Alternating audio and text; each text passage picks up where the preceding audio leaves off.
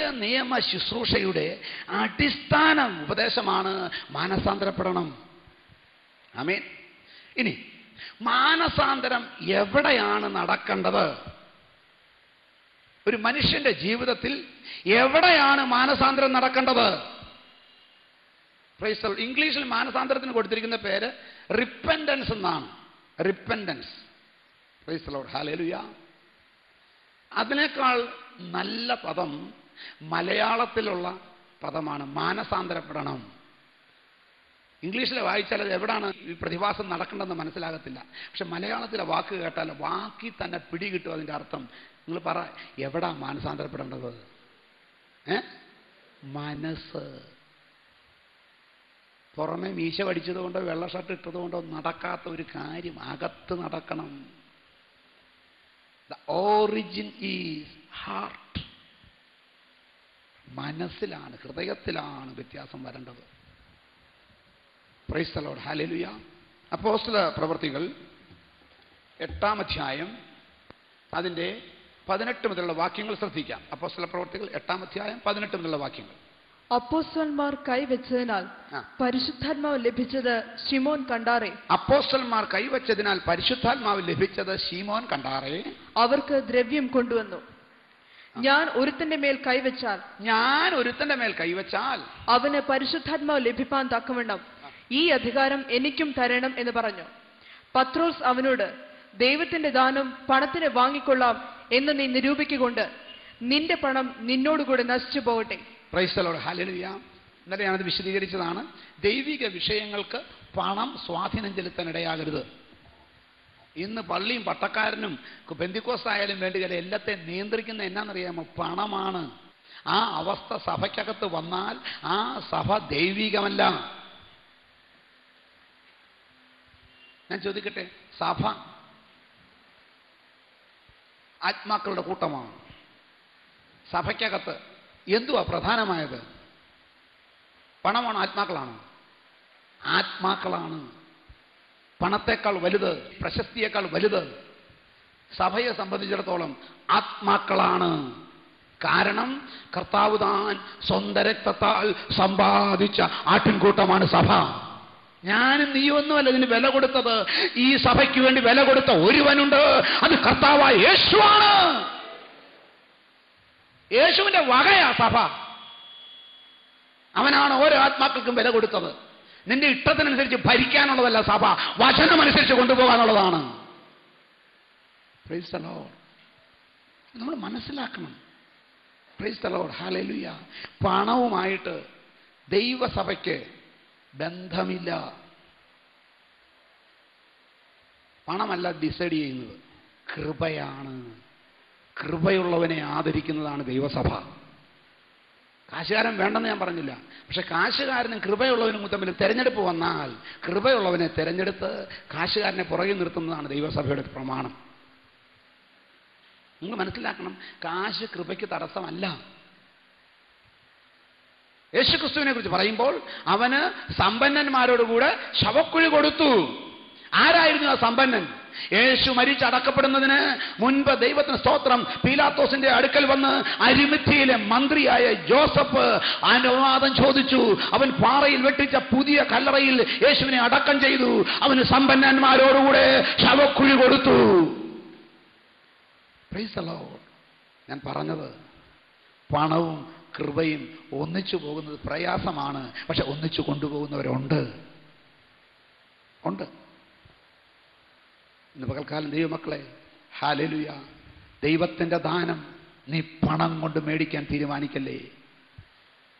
Praise God. ഞാനത് പറഞ്ഞു വന്നത്, ജീവിച്ചിരുന്ന വ്യക്തികളിൽ, എനിക്ക് പരിചയമുള്ള വ്യക്തികളിൽ ഞാൻ ഏറ്റവും അധികം ബഹുമാനിക്കുന്ന വ്യക്തിയാണ് ഭാര്യാവരൻ യോനാച്ചായ. മരിച്ചുപോയി. വെറും 4-ാം ക്ലാസ്, അത്രയേ ഉള്ളൂ. പക്ഷെ അദ്ദേഹത്തിൻ്റെ കൃപയുടെ മുമ്പിൽ 4 കോടിയുള്ളവനും നിഷ്പ്രഭനാണ്. മനസ്സിലായോ?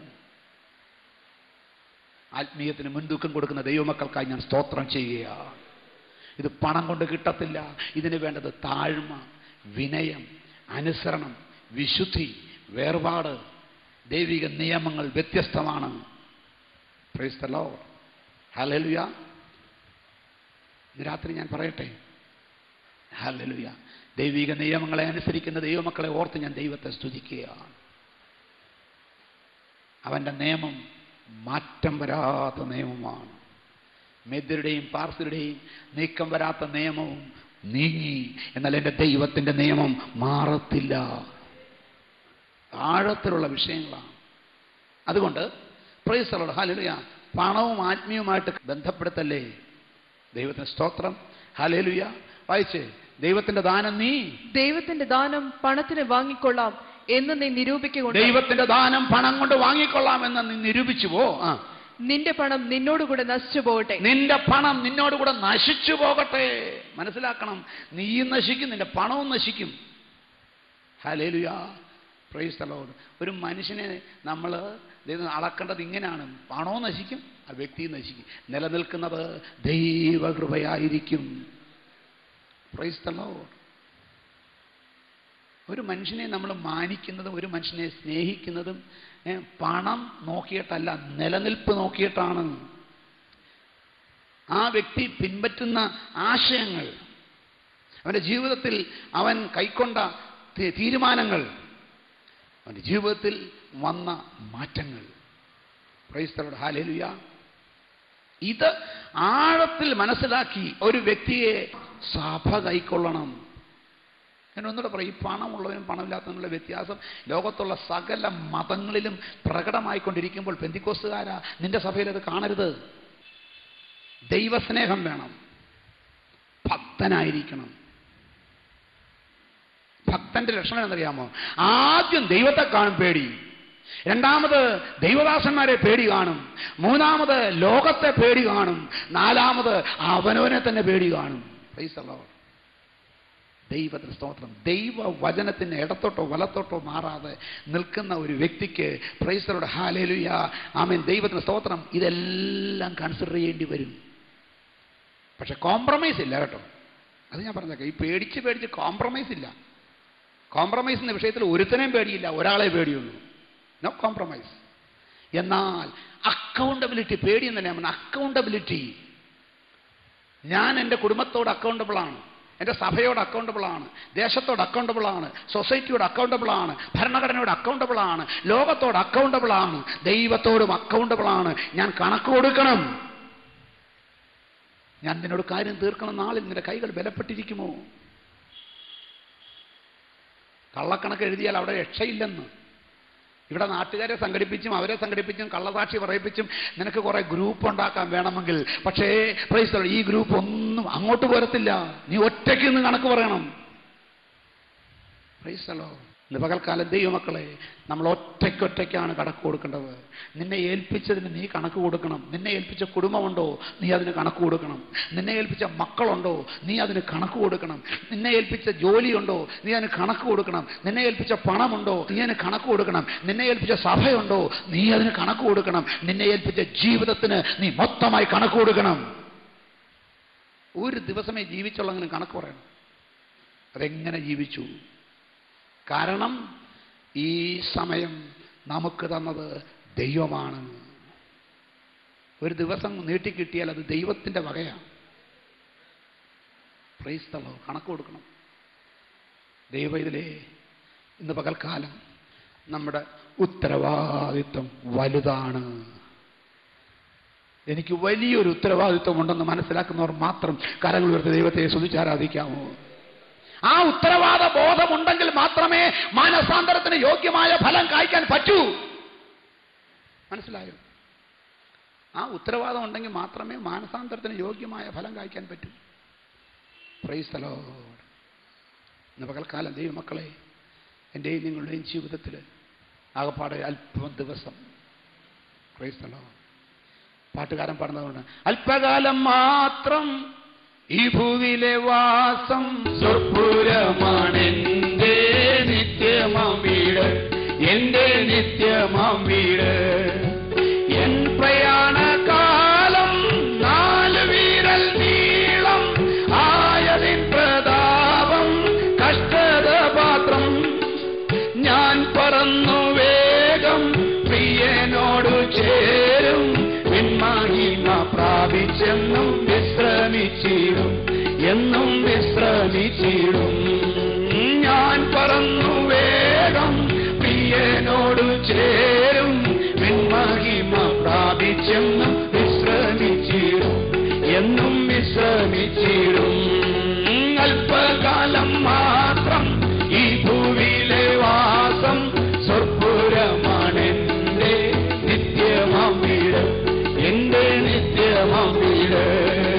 നാടുവിട്ടു വീട് വിട്ടു നാമധേയ കൂട്ടം വിട്ടു കാഠിന്യമ ശോധനയിൽ യാനം ചെയ്തോരാ, കൂടിയൊന്നായി വാഴാൻ വഞ്ചിച്ചെത്ര നാളായി, കാരുണ്യവാൻ പണി കഴിച്ച കൊട്ടാരം തന്നിൽ, ആ കൊട്ടാരം തന്നിൽ കൂടിയൊന്നായി വാഴാൻ വഞ്ചിച്ചെത്ര നാളായി, കാരുണ്യവാൻ പണി കഴിച്ച കൊട്ടാരം തന്നിൽ, ആ കൊട്ടാരം തന്നിൽ.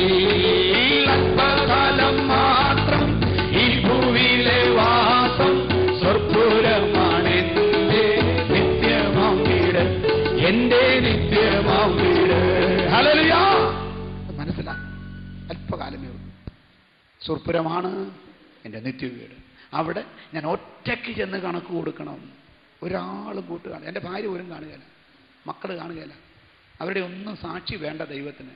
അവൻ സാക്ഷി വിളിക്കുന്ന ആരെന്നറിയാമോ? അവൻ മേലിൽ നിന്ന് ആകാശത്തെയും കീഴിൽ നിന്ന് ഭൂമിയെയും വിളിക്കുന്നു.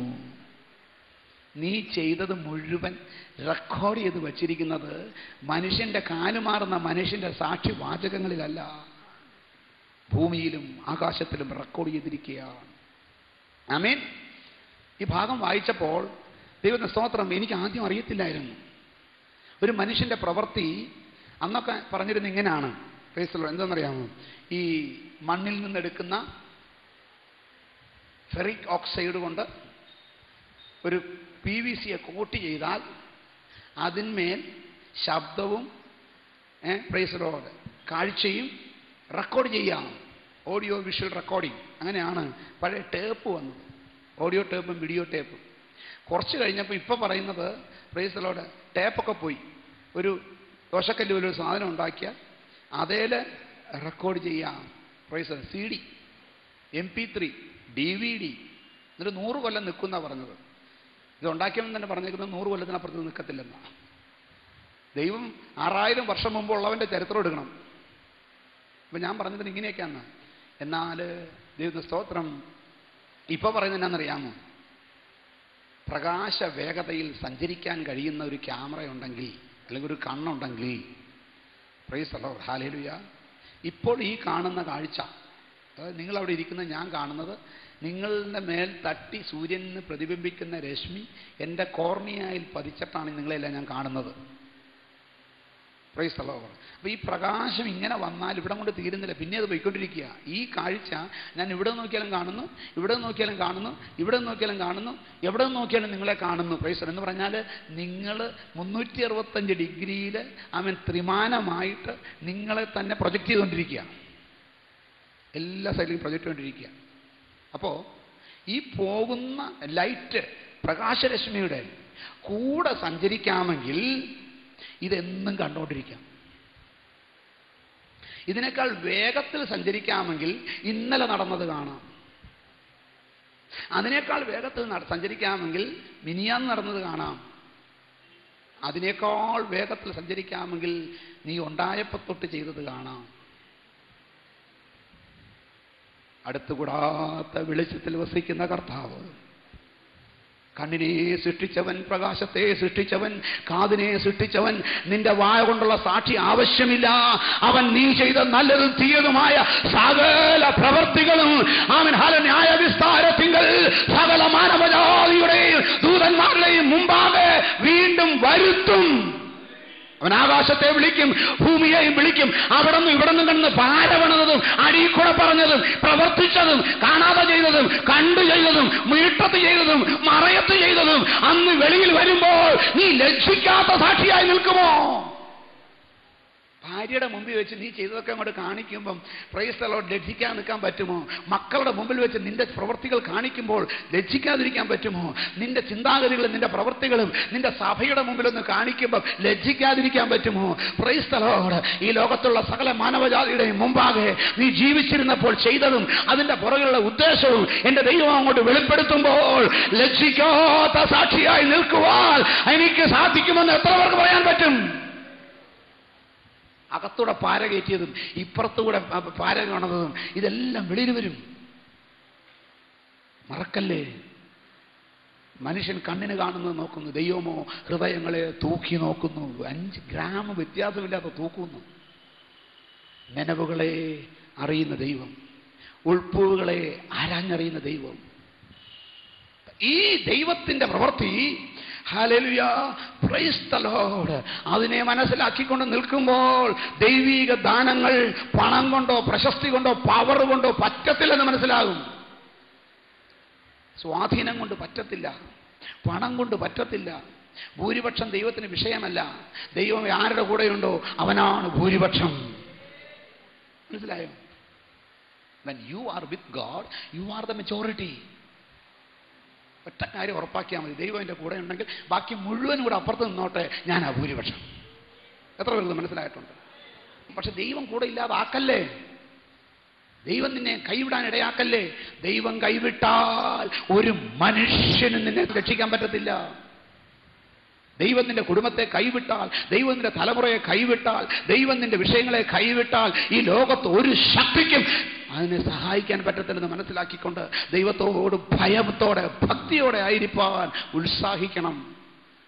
നീ ദൈവത്തിന്റെ ദാനത്തെ പണം കൊണ്ട് വാങ്ങിക്കൊള്ളാമെന്ന് നിരൂപിച്ചു പോകും. പ്രൈസ് ദി ലോർഡ്, ഹല്ലേലൂയ, ദൈവത്തിന് സ്തോത്രം. ദൈവമക്കളെ, പണത്തിനും പ്രശസ്തിക്കും പവറിനുമൊക്കെ എന്ത് ചെയ്യാൻ സാധിക്കും, എന്ത് ചെയ്യാൻ സാധിക്കത്തില്ലെന്ന് ഒരു ദൈവപൈതലും മനസ്സിലാക്കിയിരിക്കണം. നിലനിൽക്കുന്നത് ഒന്നു മാത്രം, ദൈവകൃപ. അതിനുവേണ്ടി വാഞ്ചിക്കുന്ന ദൈവമക്കൾക്കായി ഞാൻ സ്തോത്രം ചെയ്യുക. Praise the Lord. വായിച്ചാട്ടെ. നിന്റെ ഹൃദയം ദൈവസന്നിധിയിൽ നേരുള്ളതല്ലായക കൊണ്ട്, നിന്റെ ഹൃദയം ദൈവസന്നിധിയിൽ നേരുള്ളതല്ലായക കൊണ്ട് ഈ കാര്യത്തിൽ നിനക്ക് പങ്കും ഓഹരിയുമില്ല. ആ ദൈവിക വിഷയങ്ങളിൽ നിനക്ക് പങ്കുമില്ല, ഓഹരിയുമില്ല. കാരണം നിന്റെ ഹൃദയം ദൈവസന്നിധിയിൽ നേരുള്ളതല്ല. ചെയ്ത കാര്യം എന്നാ? ഞാൻ എൻ്റെ കൈ വച്ചാൽ അവർക്ക് എന്ത് കിട്ടണം? പരിശുദ്ധാത്മാവ് ലഭിപ്പാൻ. നല്ല കാര്യമല്ലേ? നാട്ടുകാർക്ക് മുഴുവൻ പരിശുദ്ധാത്മാവിന് കൊടുക്കാൻ വേണ്ടിയാണ് ചോദിച്ചത്. എൻ്റെ സഭയിൽ എല്ലാവരും ആത്മാവ് നിറയാൻ വേണ്ടി മാത്രം ചോദിച്ച കാര്യം, അല്ലാണ്ട് വേറെ ഇതൊന്നും ചോദിച്ചല്ലെന്നാ പറഞ്ഞു. ചോദിച്ച നല്ല കാര്യമല്ലേ? ഹല്ലേലൂയ. ശുശ്രൂഷയിൽ കൃപാവരം ചോദിക്കുന്നവനൊക്കെ ഒരു കാര്യം മനസ്സിലാക്കിക്കോണം, ഇതിൻ്റെ പുറകിൽ ഹൃദയം നേരുള്ളതാണോ? നിന്റെ ഹൃദയം എന്ന് വായിച്ച വാക്യം, നിന്റെ ഹൃദയം ദൈവസന്നിധിയിൽ നേരുള്ളതല്ലായക കൊണ്ട്. ആമേൻ, ഹല്ലേലൂയ.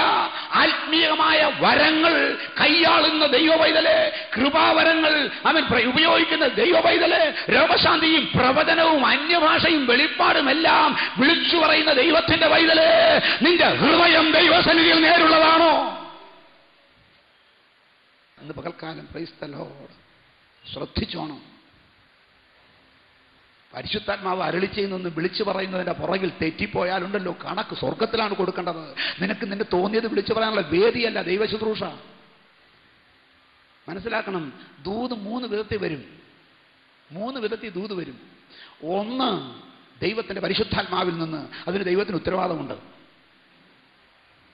2, അശുദ്ധാത്മാവിൽ നിന്ന്, അതിന് ദൈവത്തിന് ഉത്തരവാദമില്ല.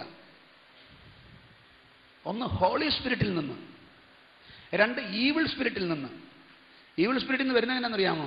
ഒരുത്തനിൽ നിന്ന് വരുന്ന ദൂത് ഈവിൾ സ്പിരിറ്റിൽ നിന്നാണോ ഹോളി സ്പിരിറ്റിലാണോ എന്ന് മനസ്സിലാക്കുന്നത് എന്നു വെച്ചാൽ അവൻ ഏത് ആത്മാവിന് അധീനനാണ്. ചിലരുടെ കുഴപ്പമെന്നറിയാമോ? Price the Lord. ഈ മലങ്കാക്കയുടെ ടൈപ്പ് ആത്മാവ് കിട്ടിയവരുണ്ട്. നോഹയുടെ പെട്ടകത്തിലൊരു സാധനം ഉണ്ടായിരുന്നു, എൻ്റെ പേരെന്നാ? മലങ്കാക്ക. അത് വന്നും പോയിരുന്നു, ശവം കാണുന്നത് വരെ. കുറെ ഡെഡ് ബോഡി കണ്ടപ്പോൾ പിന്നെ തിരിച്ചു വന്നില്ല. അതുവരെയും ഇത് പോയി തിരിച്ച് കൃത്യമായിട്ട് വരും. ആ ചിലതുങ്ങളുടെ ആത്മാവ് ഇതുപോലെ ഡെഡ് ബോഡി കാണുന്നവരെ ഈ ആത്മീയത്തിൽ കാണത്തുള്ളൂ. അത് കഴിയുമ്പോൾ പെർമനൻ്റ് ആയിട്ട് അങ്ങ് പോകും. അതുവരെ ഞായറാഴ്ച വരും പോകും, ഞായറാഴ്ച വരും പോകും, ഞായറാഴ്ച വരും പോകും. വേദപുസ്തകം കയ്യിലെടുക്കുമ്പോൾ ഭയങ്കര ആത്മാവ്, ഭയങ്കര തുള്ളൽ, ഭയങ്കര വിറയല്, കണ്ണ് മിഴിക്കൽ, കൈ ചൂണ്ടൽ, പ്രൈസുകൾ എല്ലാം നടക്കും. ഇത് കഴിഞ്ഞ് താഴെ വച്ച ഇവൻ്റെ അധമന, മറ്റവനേക്കാൾ അധമന. ഇവൻ്റെ ചിന്ത അധമം, പ്രവർത്തനം അധമം, പരിപാടികൾ അധമം, മുഴുവനും അധമം. നീ ഏത് ആത്മാവിനാണ് അധീനൻ? ഞായറാഴ്ച മാത്രമല്ല, ഒരു ഞായറാഴ്ച ക്രിസ്ത്യാനി ആയിരിക്കാനല്ല പെന്തിക്കോസ്തുകാരാ നിന്നെ വിളിച്ചത്. 24 മണിക്കൂറും ഒരു ദിവസത്തിൽ ആഴ്ചയിൽ 7 ദിവസം, മാസത്തിൽ 30 ദിവസം, വർഷത്തിൽ 365 ദിവസം പരിശുദ്ധാത്മാവിനാൽ നടത്തപ്പെടുന്നവരായിരിക്കാൻ ദൈവം നമ്മളെ വിളിച്ചു വേർതിരിച്ചു. Praise God. ചിലതുങ്ങളൊക്കെ ഈ പുസ്തകം എടുത്തല്ലോ എന്ന് ഞാൻ ചിന്തിക്കാറുണ്ട്. എന്തിനാ ഇതെടുത്തത്? ആര് പറഞ്ഞിട്ടെടുത്തു? ആര് പറഞ്ഞിട്ട് മുങ്ങി? ആര് പറഞ്ഞിട്ട് പെന്തിക്കോസ്തിൽ കയറി? ഒരാളും ആവശ്യപ്പെട്ടതില്ല, തന്നെ വന്നതല്ലേ. എന്നാൽ പ്രമാണം ഉണ്ടാകണം, പ്രമാണമനുസരിച്ച് നിൽക്കണം. Price the Lord, hallelujah. ഒരു മനുഷ്യന്റെ ജീവിതത്തിൽ കഴിഞ്ഞ കാലങ്ങളെല്ലാം പോട്ടെ, അറിവില്ലായ്മയുടെ കാലങ്ങളിൽ ഇത് അറിഞ്ഞ ശേഷം വേലയിറക്കിയാലത്തെ സ്ഥിതി ഒന്ന് ആലോചിച്ച് നോക്കിയേ. അവർ ദൈവത്തെ അറിഞ്ഞിട്ടും ദൈവം ഓർത്ത് മഹത്വീകരിക്കുകയോ നന്ദി കാണിക്കുകയോ ചെയ്യാതെ തങ്ങളുടെ നിരൂപണങ്ങളാൽ വ്യർത്ഥരായി തീർന്നു. മൂന്നാമത്, ആദ്യം ഹോളി സ്പിരിറ്റിൽ, പിന്നത്തേത് ഈവിൾ സ്പിരിറ്റിൽ, മൂന്നാമത്തേത് ഹ്യൂമൻ സ്പിരിറ്റിൽ. 3 വിധത്തിൽ ദൂതുണ്ട്. ഇത് തിരിച്ചറിയാൻ കൃപയുള്ളവർക്കേ പറ്റത്തുള്ളൂ. ബാക്കിയെല്ലാം ഹോളി സ്പിരിറ്റാന്ന് വിചാരിച്ചുകൊണ്ടിരിക്കും. പിന്നെ കുറെ കഴിയുമ്പോൾ പൊളിയും, അതുവരെ പിടികിട്ടത്തില്ല. കുറെ കഴിയുമ്പോൾ ഇതെല്ലാം പൊളിയും. ഇന്ന് പകൽക്കാലം ദൈവത്തിലെ ദൈവം തരാത്തത് വിളിച്ചു പറയല്ലേ. പറഞ്ഞില്ലെങ്കിലും കുഴപ്പമില്ല, തരാത്തത് പറയല്ലേ. Price the Lord. ദൈവം നിന്നെ അധികാരപ്പെടുത്തിയിട്ടില്ലെങ്കിൽ ചെയ്യല്ലേ. പരിശുദ്ധാത്മാവിനെ അയച്ചിട്ടില്ലെങ്കിൽ പോകല്ലേ. ദൈവാത്മാവ് അനുവാദം തരുന്നില്ലെങ്കിൽ പറയല്ലേ. Praise God. ഒരു കാര്യം മനസ്സിലാക്കണം, മനുഷ്യർ പറയുന്ന ഏത് നിസ്സാര വാക്കിനും കണക്ക് ശരിയാണ്. അതിനേക്കാൾ ഉപരിയാണ് ഒരു ആത്മീയൻ പറയുന്ന ശുശ്രൂഷയിലും മറ്റു കാര്യങ്ങളിലും പറയുന്ന കാര്യം മറ്റുള്ളവർ കണ്ണുമടച്ച് വിശ്വസിക്കുകയാണ്. ഇത് ദൈവത്തിൻ്റെ അരുളപ്പാടാണെന്ന് പറഞ്ഞ് അവൻ്റെ ജീവിതത്തിൽ പറ്റുന്ന അബദ്ധത്തിന് ഞാൻ കണക്ക് കൊടുക്കേണ്ടി വരുമെന്ന് മനസ്സിലായിക്കോണം. ഇത് വാ തുറന്ന് വിളിച്ചു പറഞ്ഞ പരിപാടിയല്ല. ദൈവത്തിൻ്റെ ആത്മാവ് എൻ്റെ ഉള്ളത്തിൽ തന്നിട്ട് ഞാനത് അടക്കി വച്ചാലും എൻ്റെ അസ്ഥികളിൽ അത് അഗ്നി പോലെ പുകഞ്ഞിട്ട് ഞാനത് പറയാതിരിക്കാൻ സാധ്യമല്ല. ഇതാണ് ദൂത്. അല്ലാതെ വായെ തോന്നിയത് മുഴുവൻ കോതയ്ക്ക് പാട്ടെന്ന് പറയുന്ന പോലെ എല്ലാം പരിശുദ്ധാത്മാവ് പറയുന്നു, പരിശുദ്ധാത്മാവ് പറയുന്നു, ദൈവത്തിൻ്റെ ആത്മാവ് അരുളി ചെയ്യുന്നു, സൈന്യങ്ങളുടെ യഹോവ അരുളി ചെയ്യുന്നു. ചില പ്രവാചകന്മാർ പറയുന്നത് സൈന്യങ്ങളുടെ യഹോവ അരുളി ചെയ്യുന്നു. യെരമ്യാവിൻ്റെ പാർട്ട അവനെടുത്തേക്കുന്നത്. ദൈവം തരാത്ത ഒരു വാക്ക് പറഞ്ഞാൽ കണക്ക് കൊടുക്കണം കേട്ടോ. Price the Lord. മനസ്സിലാക്കണം, ജീവിതത്തിൽ ഹല്ലേലൂയ എന്ത് നേരുള്ളതായിരിക്കണം? ഹൃദയം എവിടെ നേരുള്ളതാകണം? ദൈവസന്നിധിയിൽ. ഈ മനുഷ്യന് മുമ്പിൽ മനുഷ്യൻ പിടിക്കപ്പെടാതെ ഒരുപാട് കാര്യം ചെയ്യാൻ സാധിക്കും. മനുഷ്യൻ വിചാരിച്ചാൽ പിടിക്കാൻ പറ്റുകയില്ല. പക്ഷെ ദൈവസന്നിധിയിൽ നേരുള്ളതായിരിക്കണം. നിന്റെ ഹൃദയം ദൈവസന്നിധിയിൽ നേരുള്ളതല്ലായക കൊണ്ട്. Price the Lord, hallelujah. മക്കളെ, അപ്പൊ ഈ മാനസാന്തരം എന്ന പദം ഡയറക്റ്റായിട്ട് ബന്ധപ്പെട്ട് കിടക്കുന്നത് മനസ്സിനോടാണ്, ഹൃദയത്തോടാണ്. ഹല്ലേലൂയ. അപ്പോൾ മാനസാന്തരം വന്ന ഒരുവന്റെ ജീവിതത്തിൽ അവന്റെ സകല പ്രവൃത്തികളുടെയും ഹെഡ് ക്വാർട്ടേഴ്സ് എവിടെയാണ്? ഇവിടെ. This is our headquarters. എല്ലാ തീരുമാനങ്ങളും പുറപ്പെടുന്നത് ഹെഡ് ക്വാർട്ടേഴ്സിൽ നിന്നാണ്. എല്ലാ ഡിസിഷനും പുറപ്പെടുന്നത് ഹെഡ് ക്വാർട്ടേഴ്സിൽ നിന്നാണ്. ചെറുതും വലുതുമായ എല്ലാ ഡിസിഷനും ഹെഡ് ക്വാർട്ടേഴ്സിൽ നിന്നാണ് വരുന്നത്. മനുഷ്യന്റെ ഹെഡ് ക്വാർട്ടേഴ്സ് അവന്റെ ഹൃദയമാണ്. അടുത്ത വാക്യം വായിച്ചു. നീ ഈ വഷളത്വം വിട്ട് മാനസാന്തരപ്പെട്ട്. എന്തോ ചെയ്യാനാ പറഞ്ഞേ? മാനസാന്തരപ്പെട്ട്. എങ്ങനെ മാനസാന്തരപ്പെടണം? ഈ വഷളത്വം വിട്ട്. വഷളത്വം വിട്ട്. എടാ, കാത്തിരിപ്പോ നടത്താനുള്ള ആഗ്രഹത്തിന് ഇവിടെ പറഞ്ഞിരുന്ന പേരെന്നാ? വഷളത്വം എന്ന്. മനസ്സിലായോ? ഇവന്റെ ആഗ്രഹം എന്നാ? ഈ വരം കിട്ടിയാൽ ചെല്ലുന്നിടത്തെല്ലാം ചെന്ന് ആളുകളെ തലയെ കൈവച്ച് അവർ അന്യഭാഷ പറയുന്നത് കാണണമെന്ന് അത്ര താല്പര്യമുള്ളൂ. വേറെ ഒന്നുമില്ല. അതിന് കാശ് മേടിക്കാനൊന്നും പുള്ളി ഉദ്ദേശിച്ചല്ല. ആളുകൾ ഗുണപ്പെട്ടു പോകണമെന്നേ പുള്ളി വിചാരിച്ചുള്ളൂ നോക്കിയാൽ. പക്ഷെ ദൈവത്തിൻ്റെ ആത്മാ പറഞ്ഞെന്നാ? ഈ വഷളത്വം. ചിലർക്ക് പ്രസംഗിക്കാനുള്ള ആഗ്രഹം വഷളത്വമാണ്, ചിലർക്ക് ദൂത് പറയാനുള്ള ആഗ്രഹം വഷളത്വമാണ്, ചിലർക്ക് പ്രവചിക്കാനുള്ള ആഗ്രഹം വഷളത്വമാണ്, ചിലർക്ക് രോഗശാന്തി കിട്ടാനുള്ള ആഗ്രഹം വഷളത്വമാണ്. ഇന്ന് പകൽക്കാലം ദൈവീകമായ കൃപാവരങ്ങളെ കുറിച്ചുള്ള നിനക്കുള്ള ആഗ്രഹം വഷളത്വമാണോ? ആമേൻ. എന്തിനാ ഈ കൃപ? കൃപാവരം കിട്ടിയ ഒരുത്തിന് താഴ്മ കൂടുന്നില്ലെങ്കിൽ, വിനയം കൂടുന്നില്ലെങ്കിൽ അവൻ എന്തിലേക്ക് ചാടുന്നത്? വഷളത്വത്തിലേക്കാണ്. Praise the Lord.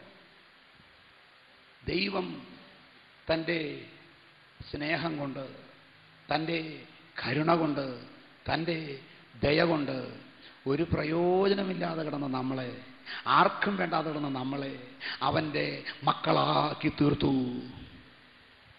മാത്രമല്ല അവൻ്റെ കൂട്ടവകാശികളാക്കി തീർത്തു. മാത്രമല്ല യേശുവിൻ്റെ പ്രതിപുരുഷന്മാരായി നിന്നുകൊണ്ട് ഈ ലോകത്തെ ന്യായം വിധിക്കുവാനും ഈ ലോകത്തിന് കർത്തൃത്വം നടത്തുവാനും അധികാരം തന്നു.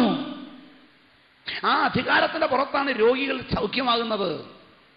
ആ അധികാരത്തിൻ്റെ പുറത്താണ് ഞാനും നീയും പ്രസംഗിക്കുമ്പോൾ ആത്മാക്കൾ മാനസാന്തരപ്പെടുന്നത്. ആ അധികാരത്തിന്റെ പുറത്താണ് പ്രൈസ് ദി ലോർഡ് എന്നിൽ കൂടെയും നിന്നിൽ കൂടെയും ദൈവത്തിന്റെ പദ്ധതികൾ നിരുത്തിരിയുന്നത്. ആമേൻ. പക്ഷെ ഒരു കാര്യം മനസ്സിലായിക്കോണം, ഈ അധികാരം എന്ന് പറയുന്നത് ദൈവദത്തമാണ്. അത് കിട്ടാനുള്ള ഏറ്റവും നല്ല മാർഗം അവന്റെ ബലമുള്ള കരത്തിന്റെ കീഴ് താണിരിക്കുക എന്നുള്ളതാണ്. ദൈവ പൈതലേ, ഇന്ന് പകൽക്കാലം ആത്മീയ വിഷയങ്ങൾ മനസ്സിലാക്കണം. ദൈവദത്തമാണ്. അവൻ തന്നതാ. അതെന്ത് കണ്ടാ തന്നത്? ദൈവം കൃപ തരുന്ന എന്തിനാ? എന്തോ താഴ്മ കണ്ടിട്ട്. പ്രസാദ് പറയുന്നത് താഴ്മ കണ്ടിട്ടാണ്. എന്താ പറയുന്നത്? പിന്നെ എന്ത് കണ്ടിട്ടാണ് ദൈവം ഒരാൾക്ക് കൃപ കൊടുക്കുന്നത്? എന്ത് കണ്ടിട്ടാ? എന്തോ ദൈവനാമം മഹത്വപ്പെടാന്ന് പറയുന്നു. പിന്നെ വിശ്വസ്തത കണ്ടിട്ടെന്ന് പറഞ്ഞു. പിന്നെ എന്തോ ബലഹീനത കണ്ടിട്ടെന്ന് പറഞ്ഞു. പിന്നെ പറഞ്ഞു ജോസഫ് എന്താ പറയുന്നുണ്ടല്ലോ, പ്രസാദം തോന്നിയിട്ടെന്ന് പറയുന്നു. പിന്നെ ഈ ഡെഫിനിഷൻ എല്ലാം കുഴപ്പമെന്നറിയാമോ? പ്രസാദം തോന്നിയിട്ടാണ് ദൈവകൃപ കിട്ടുന്നതെന്ന് മനസ്സിലാക്കി വെച്ചവർക്ക് അല്പം ദൈവകൃപ ഉണ്ടെങ്കിൽ മനസ്സിലാക്കും ദൈവത്തിന് എന്നിൽ ശരിയാണോ. സംഗതി ഒന്ന് അന്വേഷിച്ച് നോക്കി. താഴ്മ കണ്ടിട്ടാണ് ദൈവകൃപ തരുന്നതെന്ന് മനസ്സിലാക്കിയവൻ പറയും, ഞാൻ എന്റെ താഴ്മ കൊണ്ടാണിത് കിട്ടിയത്. ഒരു താഴ്മയുണ്ടോ? വിശ്വസ്തത കണ്ടിട്ടാണ് കിട്ടിയതെന്ന് മനസ്സിലാക്കിയാൽ വിചാരിക്കും എന്നെ പോലെ വിശ്വസ്തനില്ല. എന്ത് കണ്ടിട്ടാ? എന്നോട് പറഞ്ഞ് യോഗ്യത ഇല്ലായ്മ കണ്ട അണ്ടനും അടകോടനും ഒക്കെ കിട്ടുമെന്ന് അർത്ഥം അല്ല. ദൈവം തന്റെ കൃപ പകരുന്നത് ആവശ്യം കണ്ടിട്ടാണ്. ഒരു പ്രത്യേക സന്ദർഭത്തിൽ ദൈവത്തിന്റെ ആലോചന ആ വ്യക്തിയോട് അറിയിക്കാൻ വേറെ ആരെയും ദൈവത്തിന് കിട്ടുന്നില്ലെങ്കിൽ കഴുതയും ഉപയോഗിക്കും, അക്കൂട്ടത്തിൽ നിന്നെ എന്നെ ഉപയോഗിക്കും. നീ ഒന്നും വലിയ പുള്ളിയായിട്ടല്ലെന്ന്. എന്തോ വിശ്വസത, എന്തോ താഴ്മയാ, എന്തോ പ്രസാദമാ. ഈ പറയുന്നതിനൊരു അർത്ഥം വേണ്ടേ നമുക്ക്? എവിടെ താഴ്മ? പ്രവാചകനെ തൊട്ട് കളിച്ചാൽ കാണാം താഴ്മ. നമ്മൾ ഇതെങ്ങനെ ധരിച്ചു വെച്ചത്? അതാ കുഴപ്പം. ദൈവത്തിന് ആവശ്യമനുസരിച്ച് ദൈവം ഉപയോഗിക്കും. മനുഷ്യനെ ഉപയോഗിക്കും, മൃഗങ്ങളെയും ഉപയോഗിക്കും. ദൈവം എന്നെ ഉപയോഗിക്കുന്നു എന്നുള്ളത് ഞാനും ദൈവവുമായി എൻ്റെ ആത്മീയ ജീവിതത്തിൽ ഉള്ള മാനദണ്ഡത്തിന്റെ അളവല്ല. അത് വേറെ മാനദണ്ഡമാണ്. അത് തെളിഞ്ഞു വരുന്ന ദിവസമാണ് ഞാൻ പറഞ്ഞത്, കണക്ക് കൊടുക്കുന്ന ദിവസം. അന്ന് ലജ്ജിക്കാത്ത